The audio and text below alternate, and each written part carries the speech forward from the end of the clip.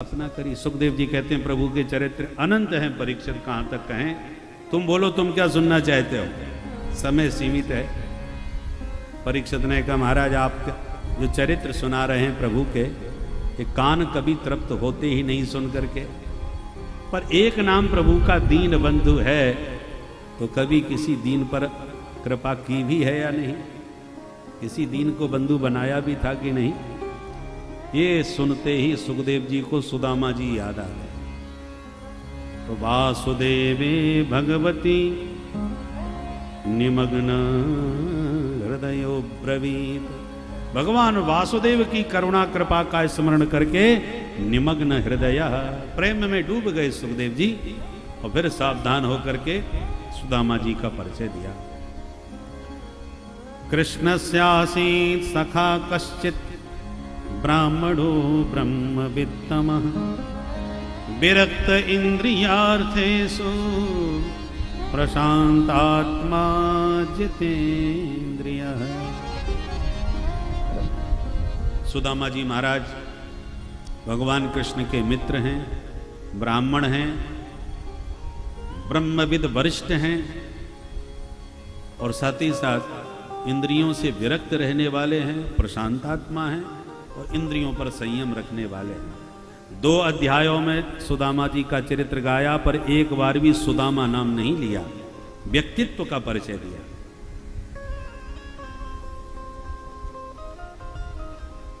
व्यक्ति नाम तो चाहता है पर काम कुछ नहीं करना चाहता, और यदि काम पर ध्यान दे तो नाम अपने आप हो जाता है। फिर नाम चाहना नहीं पड़ता। तुम्हारा काम अच्छा हो तो जीते जी कौन कहे, मरने के बाद भी तुम्हारा नाम अमर रहेगा। 23 वर्ष की अवस्था में भगत सिंह जी ने जो कारनामा कर दिखाया, आज भारतवासियों के हृदय में विराजमान है। तो काम दिखाने वाले तो छोटी सी अवस्था में बड़ा काम कर जाते हैं। विवेकानंद जी की बहुत लंबी उम्र नहीं थी, आदि शंकराचार्य जी की लंबी उम्र नहीं थी। छोटी छोटी अवस्था में क्या चमत्कार दिखा दिया। ज्ञानेश्वर जी महाराज, ये भारत के ही वो विभूतियां हैं जो उन्होंने छोटी सी अवस्था में चमत्कार दिखा दिया और अमर हो गए इतिहास के पन्नों में।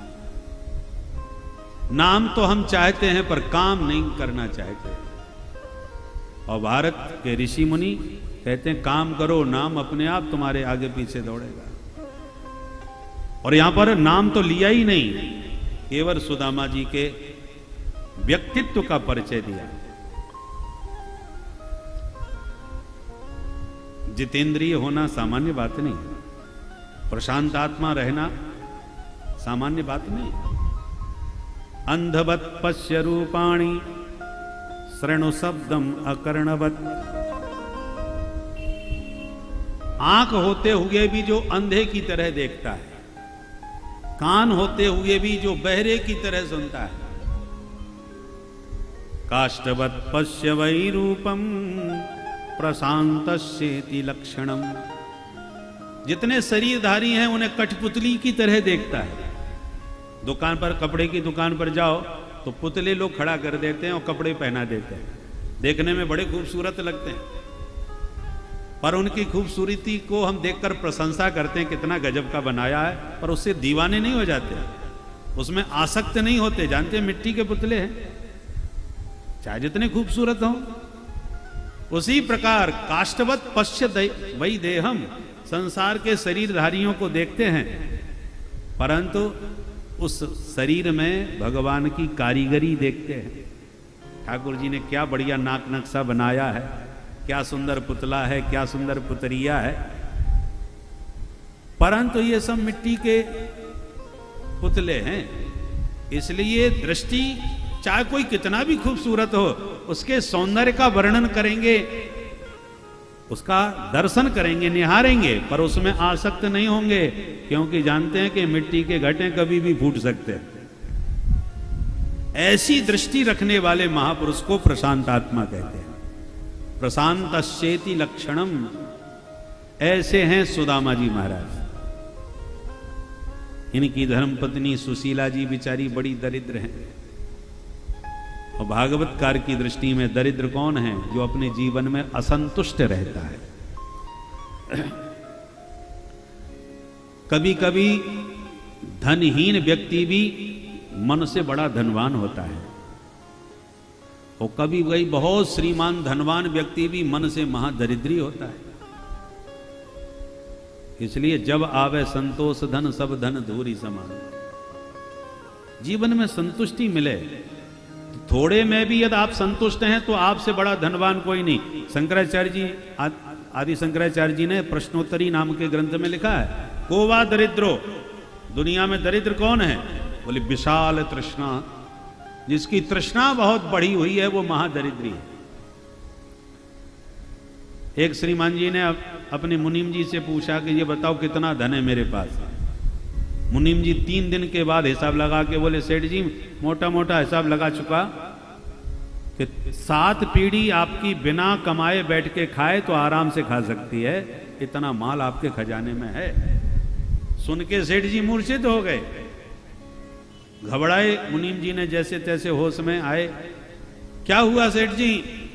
अरे भैया मैनेजर साहब, 7 पीढ़ी तो खा लेगी, 8वीं को क्या बचेगा? उसे भूखा मारना है क्या?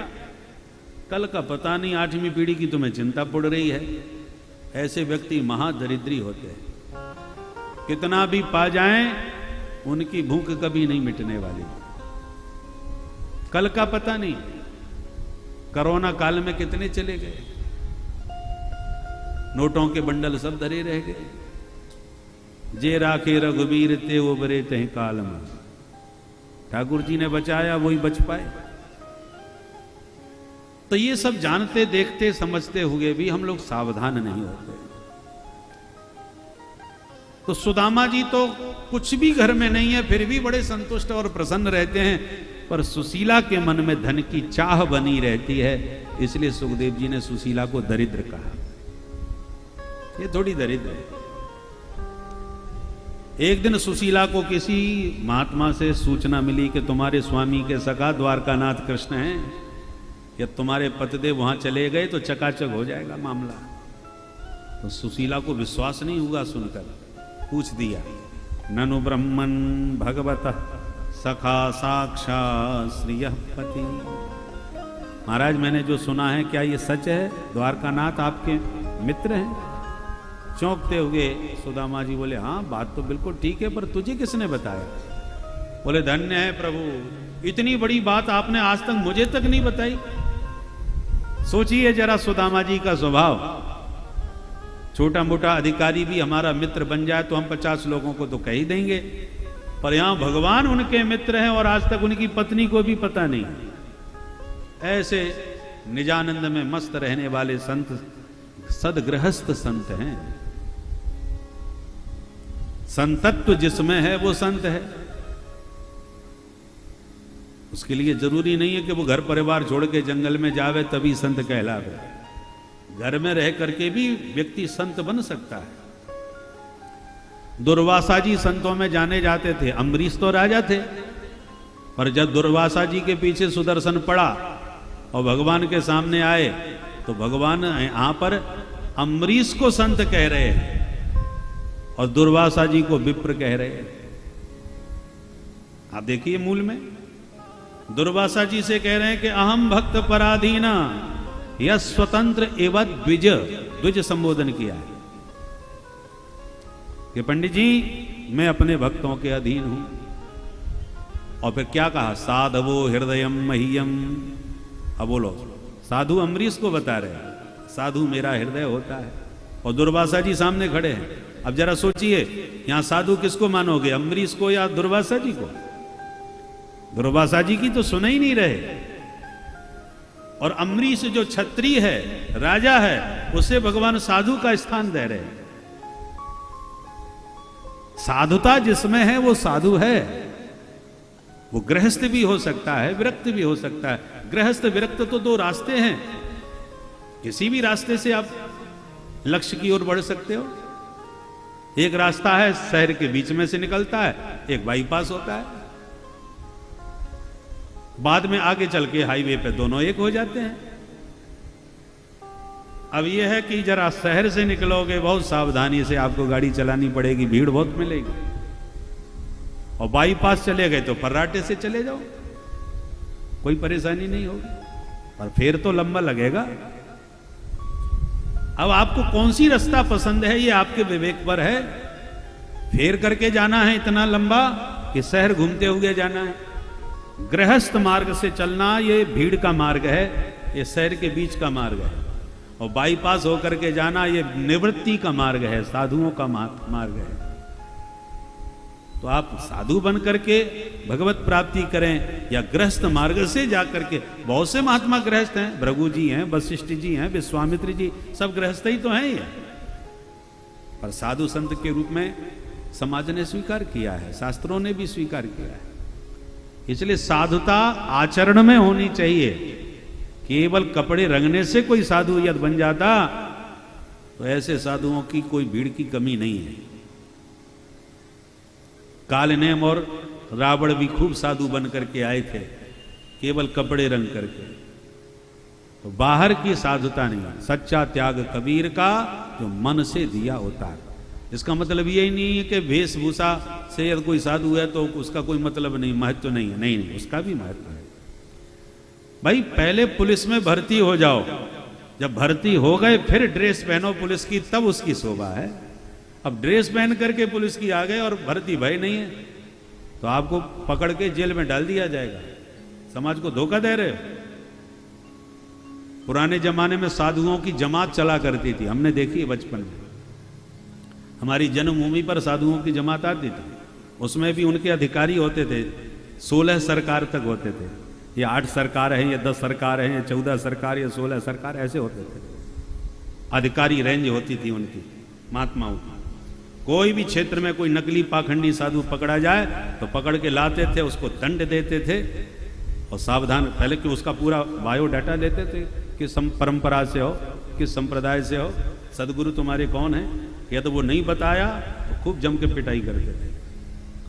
पाखंडियों का प्रपंच नष्ट करने के लिए, समाज को पाखंड से बचाने के लिए साधुओं में ये परंपरा थी जमात की। संत भी अधिकारी हुआ करते थे। तो कहने का तात्पर्य यह है, पुलिस में भर्ती होने के बाद जैसे वर्दी अच्छी लगती है, ऐसी पहले जीवन में साधुता आए। साधुओं के संग में रह के पहले भीतर से साधु बनो, और भीतर से जब साधुता आ जाए फिर वेश बनाओ, तब उस वेश की शोभा है।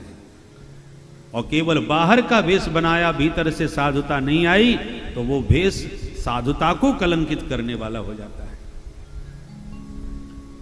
सुदामा जी गृहस्थ हैं और परम संत हैं, सदगृहस्थ संत। इसलिए सुखदेव जी ने कितनी ऊंची ऊंची उपाधियां दी हैं। विरक्त इंद्रियार्थेषु प्रशांतात्मा जितेंद्रिय। सुशीला ने कहा, महाराज एक बार मेरे निवेदन पर आप अपने सखा का दर्शन करे आओ, आपकी बड़ी कृपा होगी। जैसी ये सुना तो सुदामा जी को उमंग उठी। बहुत दिनों से मेरा भी मन था दर्शन करने का, ब्राह्मणी बोल रही है तो मौका बहुत बढ़िया मिल रहा है। अच्छा ब्राह्मणी तू कहती है तो चला जाता हूं, पर क्या लेके जाऊं, खाली हाथ नहीं जाना चाहिए। सुशीला भाग करके गई, 4 घर से एक एक मुट्ठी चावल मांग लाई, वस्त्र के खंड में बांध करके दे दिया और कहा यही तुझे भेंट दे देना महाराज। सुदामा जी बगल में पोटली दवाई चल दिए। चलते चलते थक गए तो वृक्ष की छांव में सो गए। भगवान ने ऐसी लीला करी कि योग माया के प्रभाव से द्वारका में लाके सुला दिया। निद्रा भंग हुई, चारों तरफ भव्य भवन देख के भौचक के रह गए। भैया ये हम कहाँ गए। एक राहगीर से पूछा, भैया द्वारका कितनी दूर होगी यहाँ से। बोले बाबा द्वारका में ही तो खड़े हो आप, द्वारका आ गए। बोले आ गए बाबा। द्वारका में कहाँ जाना है। बोले अपने कन्हैया से मिलवे जा रहे। ये कौन है, उनका कुछ एड्रेस मालूम है। सेक्टर नंबर क्या है, गली नंबर क्या है, मोहल्ले का नाम क्या है? बोले ये सब का झूना मालूम। हम तो ऐसे सुन रखे हैं कि वो यहाँ को राजा है। राजा है? हाँ भैया, वो मेरो मित्र भी है, इसलिए प्यार से कन्हैया कहूं। नाम तो वाको कृष्णचंद्र है। जो कृष्णचंद्र नाम सुना राहगीर भौचक के रह गए। बाबा मालूम है किसका नाम ले रहे हो? वो हमारे राजा धीराज हैं, मालिक हैं, उनका नाम कोई ऐसे लेता है? अरे कुछ आदर पूर्ण विशेषण लगाओ। श्री श्री 1008 श्री महाराजा धीराज गोविप्र प्रतिपालक भगवान द्वारकाधीश जी महाराज, कृष्णचंद्र जी महाराज, कुछ विशेषण लगा के बोलो। सुदामा जी तो घबरा गए, तो बड़ो लंबो चौड़ो नाम सुनाई दियो जाने। अच्छा ठीक है भैया, ये तो बता दे तुम्हारे महाराज मिलेंगे कहाँ? रागीर बोला ये जितने भी पंक्तिबद्ध भवन हैं सब महाराज के ही हैं, ब्राह्मणों के लिए दरवाजे खुले हैं। तब तो हिम्मत आ गई और सुदामा जी हिम्मत करके रुक्मिणी के महल में घुस गए। सेवकों ने स्वागत करते हुए कहा महाराज कहां से पधारे? सुदामा जी ने परिचय देते हुए कहा कि भैया जाके भीतर खबर कर दो महाराज से, तुम्हारे एक बचपन के मित्र सुदामा ब्राह्मण मिलवे को आए हैं। ठीक है महाराज विराजो। द्वारकाधीश के दरबार में द्वारपाल ने पूरा संदेश दिया कि प्रभु हमने बहुत आपके भक्तों को देखा, पर ऐसी अवधूत वृत्ति वाला आपका मित्र हमने पहली बार देखा। ऐसा कौन है? परिचय दिया। शीस पगान झगा तन में, प्रभु जाने को आहे बसे के ही ग्रामा। धोती फटी सिलटी दुपटी, और पाए उपान की नहीं श्यामा। द्वार खड़ो दुज दुर्बल देख, रहो चक सो वसुधा अभिरामा। पूछत दीन दयाल को धाम, बतावत आपनो नाम सुदामा।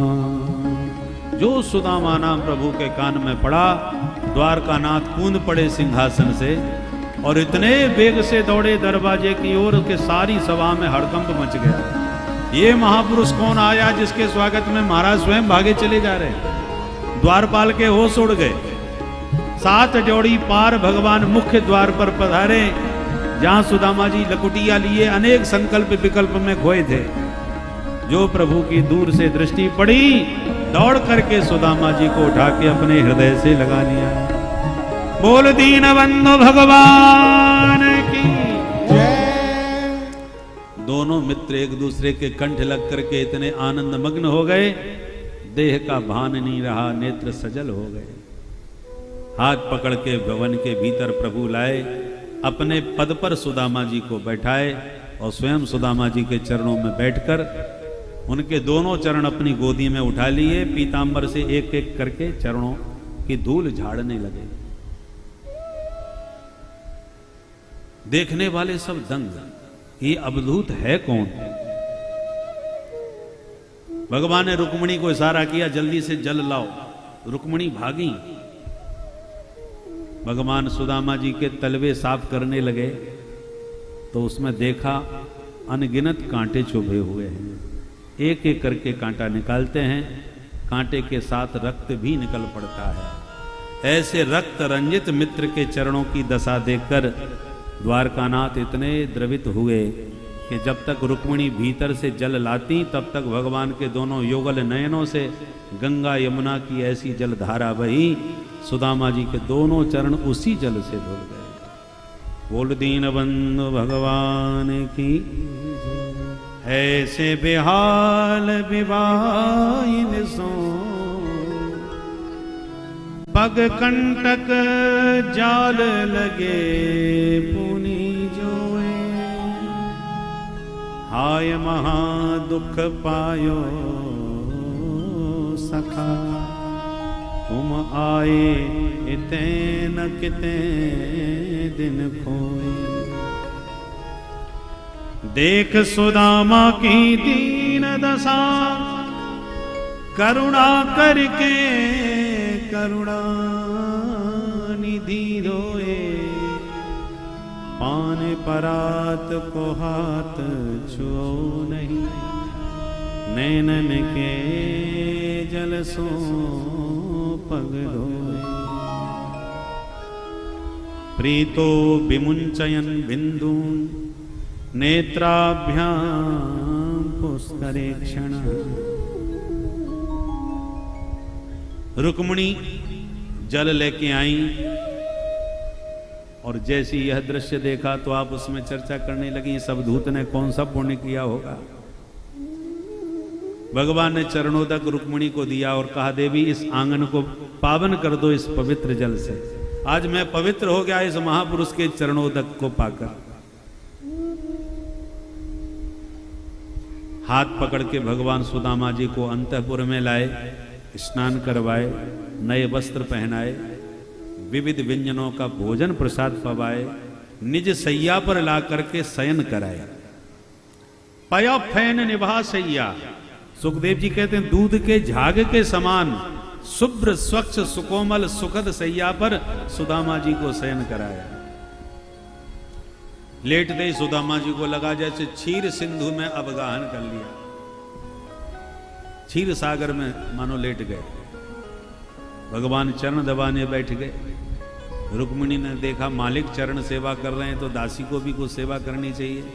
पंखा लेके आई, एक निकट खड़े होकर के सुदामा जी की हवा करने लगे। सुखदेव जी कहते हैं परीक्षित बोलो कौन कहेगा सुदामा दरिद्र है।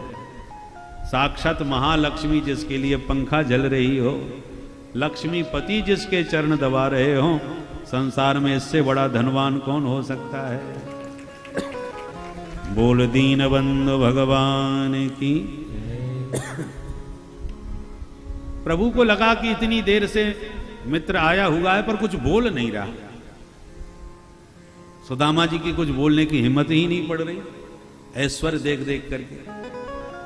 तो भगवान ने धीरे से प्रश्न पूछ दिया, अपि ब्रह्मन् गुरुकुलात् भवता लब्ध दक्षिणात् समावृत्तेन धर्मज्ञ भार्योढ़ा सदृशीनवा। मित्रवर, बहुत वर्षों के बाद आपके दर्शन भये हैं। सबसे पहले मुझे ये बताओ तुमने विवाह किया कि नहीं। इस पर सुदामा मुस्कुरा गए, आंखों से इशारा किया, भैया या के अतिरिक्त और कोई बात ना मिली पूछवे की। भगवान बोले बचपन से बैरागियों की बातें बहुत करते थे, इसे कहीं बाबा जी यही तो नहीं बन गए, इसलिए पूछना पड़ रहा है। सुदामा जी बोले भैया विवाह तो कर लियो कन्हैया, तेरी भाभी को नाम है सुशीला। ब्राह्मणी को जैसो ही नाम है वैसो ही स्वभाव है, तो जीवन की गाड़ी आनंद से चल रही है लाला। अब तू बता तेरो विवाह भयो कि ना। भगवान हाथ जोड़ के बोले मित्र मेरी मत पूछो, हम बताएंगे जब घर में ही हो। पर पहले ये बताओ चुपचाप तुमने अकेले अकेले चुप ही विवाह कैसे कर लिया। अरे हमें खबर तो पहुंचानी चाहिए। सुदामा जी हाथ जोड़ के बोले कन्हैया काय को बात बनावे, तो ही बुलावो कोई हंसी खेल है। भगवान बोले छोड़ो इन बातों को, जो बीत गयो बा के बारे में कहा विचार करनो। पहले ये बताओ भाभी जी से कहूं मेरो परिचय करायो कि ना, मेरे बारे में बतायो। सुदामा जी बोले सांची कहूं कन्हैया तेरी भाभी नहीं भेजो है तेरे पास।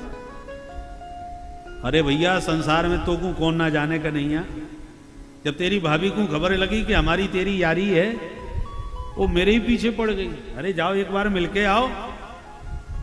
तो मोको भी बहुत दिन आते याद आ रही थी, मैंने सोची ब्राह्मणी बोल रही है तो बड़ो अच्छो मौको है, चले आए। भगवान बोले समझ गए हो, अपने मनते ना आए, भाभी के धक्का देवे पर आए हो। हम जाने तुम्हारो स्वभाव, तुम्हें काऊ की याद ना आवे, बैरागी ठहरे। अच्छा एक बात बताओ, यदि भाभी जी ने भेजो है तो मेरे ताई कछु न कछु माल पानी खावे पीवे को जरूर भेजो हो। अब सुदामा जी घबराए, इतनो बड़ो ये राजा, इतने ठाठ, और मैं 4 घर के मांगे भाई टूटे फूटे चावल दिखाऊंगा तो ये कहा सोचेगो मेरे बारे में। बगल में पुटरिया जोड़ से दवाई ली छुपाई ली। अरे कन्हैया भैया हम गरीब ब्राह्मण, हमारी का सामर्थ्य तेरे ताई कछु लावे की। भगवान बोले ऐसी बातें मत कियो करो, यदि लाए हो तो दो, नहीं तो कोई बात ना है। तो मैं कछु ना लायो कि नहीं आ। हंसने लगे भगवान, बोले मैं तो तुम्हारी बचपन की आदतें अभी भी सुधरी नहीं है। क्या मतलब? बोले याद है जब दोनों भैया एक बार गए थे जंगल में? अरे हाँ कन्हैया याद आ गई। अरे बादना कितना भयंकर पानी बरसो, समझा लकड़ी सिर पर लाद के जब देखा पानी धुआंधार बरस रहा है तो हमको वृक्ष के नीचे सारी रात काटनी पड़ी, पानी में रास्ता ही नजर नहीं आ रहा था। भगवान बोले हाँ अब याद आई आपको सही। तो ये भी याद होगी कि उस दिन पानी में भीगने से रात भर तुम्हारे दांत कितनी जोर से कटकटा रहे थे। सुदामा जी समझ गए ये तो कछु और कहवे बारो है भाई। सुदामा जी तुरंत प्रसंग बदल दी। अरे कन्हैया छोड़े इन बातों को भैया, वो विद्यार्थी जीवन की बातें कछु और हो। ये सारे में कहा कि ये कौन खड़ी है या देवी के सामने अपने बचपन की बात बताया को वो का सोचेगी मेरे बारे में, कम से कम बाकी सामने बेइज्जती तो न कर मेरी। तो भगवान ने प्रसंग बदल दिया। मित्र लगता है तुम मेरा स्वभाव बिल्कुल भूल गए, याद दिलाई देता हूं। पत्रम पुष्पम फलम तोयम यो में भक्त्या प्रयक्षति। भगवत गीता में और श्रीमद् भागवत में ज्यों का त्यों ये श्लोक। भगवान अपना स्वभाव बता रहे हैं कि मैं पदार्थों का भूखा नहीं हूं कि 56 भोग लगाओगे तब खाऊंगा। एक पत्ता हो, एक फूल हो, एक फल हो, कुछ ना हो तो चुल्लू भर जल हो, शर्त केवल इतनी है यो में भक्त्या प्रयक्षति। भक्ति भाव से भरा हुआ वो पदार्थ होना चाहिए, प्रेम में पगा होना चाहिए। नहीं तो दुर्योधन के 56 व्यंजन को भी मैं ठुकरा देता हूं, और प्यार से भरा हो तो विदुरानी चाची का सूखा बथुआ का साग भी खा करके खुश हो जाता हूं। प्रेम का भूखा हूं मैं, प्रेम ही एक सार है, प्रेम से मुझको भजो तो भव से बेड़ा पार है। सुदामा जी बोले लाख प्रवचन सुनाए दे, जब हम कछु लाए ही ना है तो दें कहां थे भाई। प्रभु समझ गए बड़े संकोची हैं भाई। अच्छा नहीं लाए तो छोड़ो, पर एक बात बताओ, मैं बड़ी देर से देख रहा हूं मित्र, तुम जब से आए हो ये हाथ दबाए काहे क्यों बैठे हो? ये कौन सी बीमारी लग गई? सुदामा जी बोले बीमारी का चुना है, पैदल चल के आए अपनी इतनी यात्रा करके, तो थोड़ा बहुत हाथ पैर में दर्द है ही जाएगा। भगवान बोले इसका मतलब हाथ में दर्द है और हम फालतू में ही पैर दबा रहे हैं। अरे लाओ हमें पकड़ाओ, तुम्हारा हाथ दर्द को इलाज करूं। सुदामा जी बोले तेरे हाथ जोड़ूं का नहीं है, हाथ से हाथ मत लगाइए। भगवान बोले अब तो तुम्हारा इलाज हम करके ही रहेंगे, कछु कह लो। भगवान ने जबरदस्ती हाथ आगे बढ़ाया और स्वयं जहार किमिदम इति पृथुक तंडुला। जो पोटली दबी थी बगल में उसे पकड़ के एक झटके में खींच लिया। और भगवान बोले या पुटरिया में कहा है। सुदामा जी तो मुंह लटकाए रह गए। प्रभु ने पोटली खोली और जो तंदुल देखे एक मुट्ठी भर करके अपने मुखार बिंद में डाल लिए। इति मुष्टिम सकरत जगजुहा द्वितीयाम जगदुमाददे तावत् श्रीर जग्रहे हस्तम तत्परा परमेष्टिना। एक मुट्ठी चावल तो पा गए, दूसरी मुट्ठी चावल जब हाथ में लिए तो रुक्मिणी ने हाथ पकड़ लिए, आंखों से इशारा किया मैं जानती हूं आप क्या कर रहे हैं। एक मुट्ठी चावल में एक लोक की संपदा उसे दे चुके हैं, अब सब कुछ दे के क्या स्वयं सुदामा बनने का विचार है?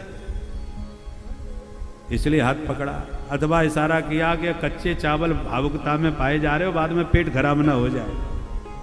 अथवा इसलिए हाथ पकड़ा कि एक संत का लाया प्रसाद है, अकेले अकेले कैसे पाए जा रहे हो? संत का प्रसाद परिवार में बांट के पाना चाहिए, भले एक एक कण मिले सबको।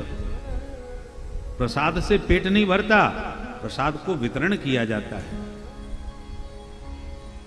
जीवन में पद प्रतिष्ठा पैसा जो भी प्राप्त हो उसे प्रसाद समझ के स्वीकार करो। जितनी आवश्यकता है उपभोग करो, बाकी जो दिया है उसका उपयोग करो। समाज की सेवा में धर्म रक्षा में, राष्ट्र सेवा में, जहां तुम्हारी श्रद्धा निष्ठा बनती हो, धन का सदुपयोग करो। उपभोग भी करो, उपयोग भी करो।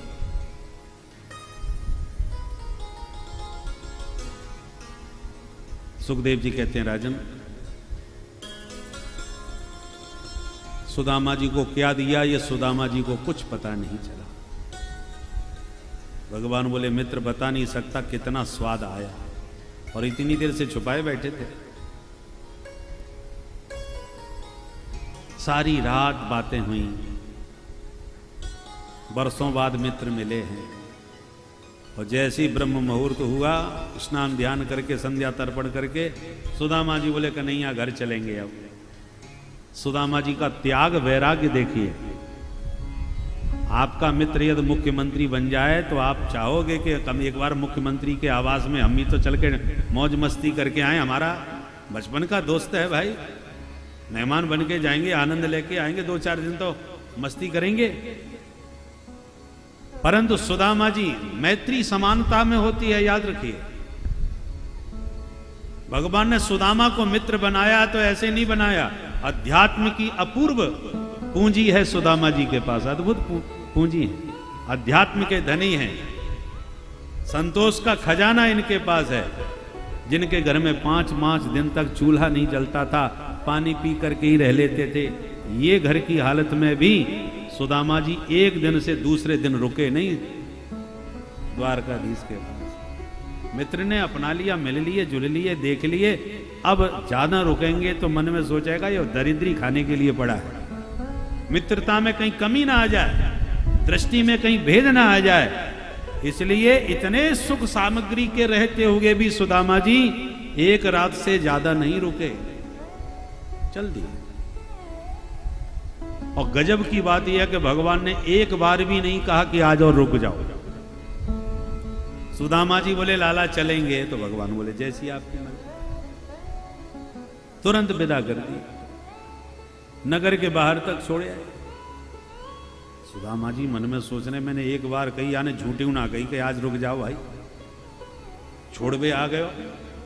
खैर वो तो सब ठीक है, परंतु ब्राह्मणी मुंह को काय को धक्का मार रही थी कि जाओ मिले आओ।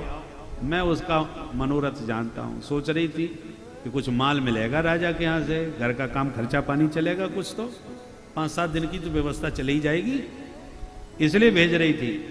और जब मैं खाली हाथ जाऊंगा तो ब्राह्मणी बड़ी दुखी होगी, या मेरे कन्हैया को न जाने काका बोलेगी, तो बड़े भारी राजा बने फिर रहे हैं, ये फूटी कोणी ना दी।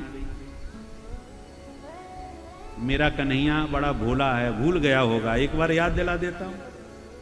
शिष्टाचार कहता है कि कोई आया है, वो भी ब्राह्मण हो, बिना कुछ दिए खाली हाथ थोड़ी विदा किया जाता है। सुदामा जी बोले, कन्हैया अब तू चल घर में आराम कर, मैं तो वैसे धीरे धीरे घर में पहुंच ही जाऊंगा। भगवान बोले, जो आ गया। तो लाला ये तो बताया था, तूने आती भाभी को समाचार जैसे पूछो, ऐसी जाती भाभी तेरो समाचार पूछेगी, तो तेरी भाभी से क्या बोल दूं ये बता। भगवान बोले, अरे मैं तो भूल ही गयो, ध्यान से भाभी जी से मेरी राम राम बोल दियो। सुदामा जी बोले, ये कोई समाचार हो? अरे राम राम राजी खुशी तो बोल ही देंगे, कोई खास बात हो वो बता। बोले, खास बात ये कहनी है मित्र कि दोबारा जब भी द्वारका में आओ तो भाभी जी संग में जरूर आनी चाहिए, दोबारा अकेले अकेले मत आइयो, ये कह दीजिए भाभी जी से। सुदामा जी समझ गए, अब तो बहुत याद दिला दी, अब जा से दादा और कहा कहें भैया, या को मतलब पूरी तरह से विदाई है गई।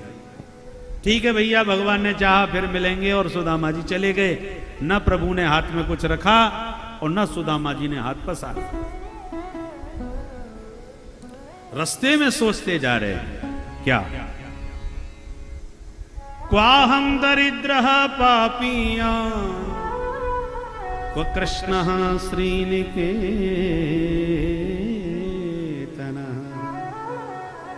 ब्रह्म बंधुरिते स्माहं बाहुभ्यां परिरम्भितः। कहाँ मेरे जैसा दीनहीन ब्राह्मण, कहाँ श्रीपति द्वारकाधीश, और दौड़ के मुझे भुजा पास से हृदय लगा लिया। बाहुपास में बांध लिया। इससे ज्यादा संपत्ति और क्या चाहिए? धन नहीं दिया उसका भी कारण मैंने समझ लिया। जन्म के दरिद्री को एक साथ संपत्ति मिल जाए तो उसकी बुद्धि बिगड़ते देर नहीं लगती।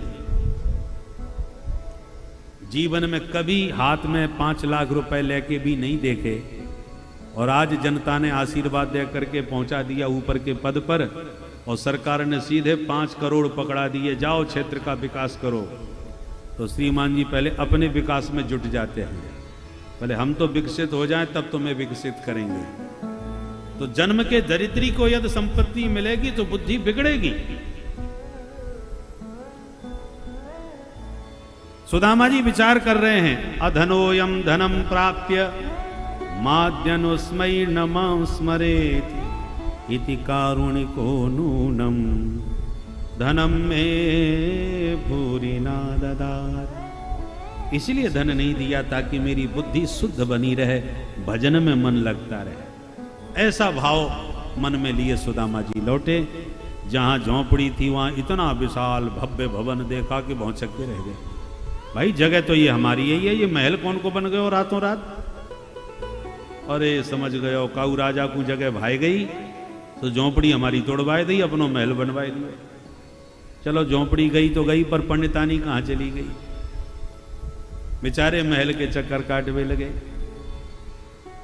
दास दासियों ने सुशीला महारानी को सूचना दी, महारानी जी देखो ये ब्राह्मण कब से चक्कर काट रहा है घर के। सुशीला ने झरोके से झांका, जो सुदामा जी का दर्शन किया, आनंद में उछल पड़ी सुशीला।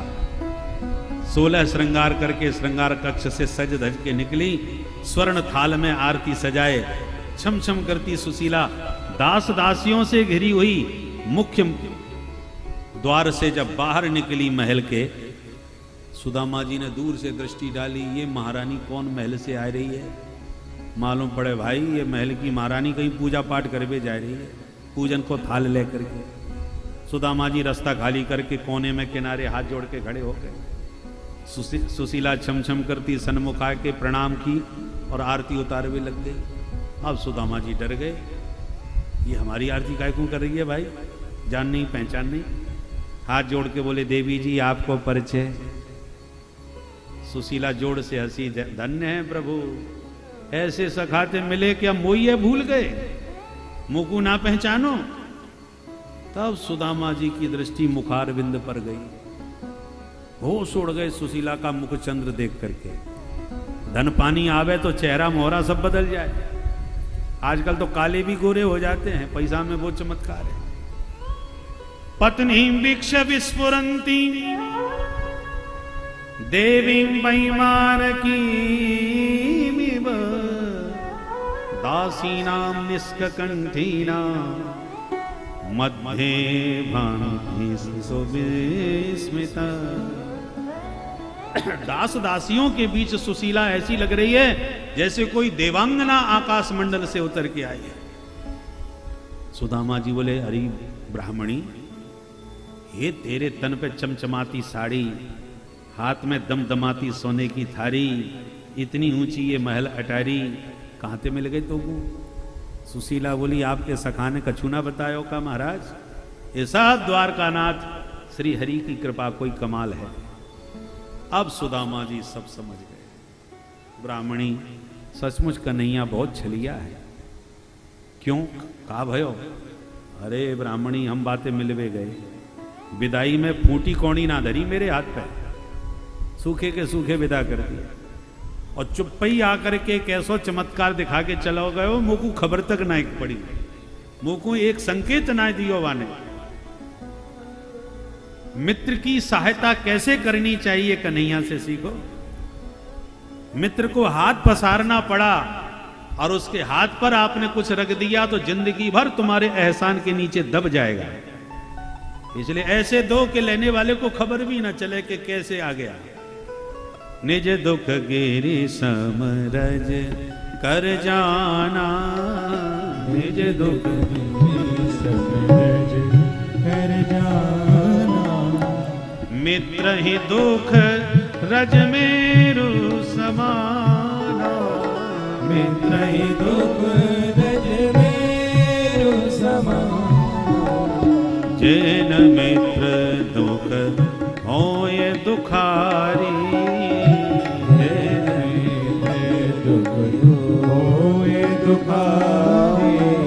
तिनहि बिलोकट पातक भारी, तिनहि बिलोकट पातक भारी।